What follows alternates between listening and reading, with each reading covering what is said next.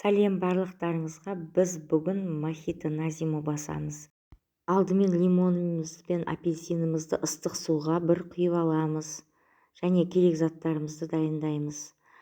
Банкаларымызды алдын ала жуып, булап.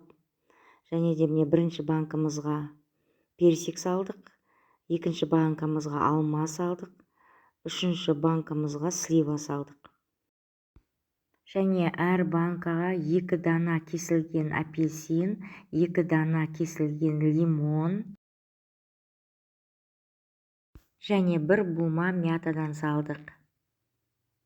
2 литрлік банкаға 200 грамм құм шекер саламыз. Міне құм шекерімізді салып алдық. Енді қайнап тұрған ыстық суды құйып шығамыз. Егер сізде 3 литрлік банка болса, онда 300 грамм құм шекер саласыздар. Біз алдын ала крышкамызды қайнатып алдық. Крышканы 5 минут қайнатамыз.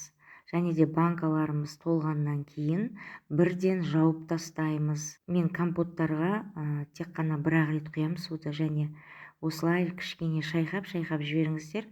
Құм шекері еріп кетсін. Жақсылап үстін бүркеп, бір түнге жауып қойыңыздар. Видео ұнаса маған лайк басып, комментарий қалдыруды ұмытпаңыздар. Сау болыңыздар.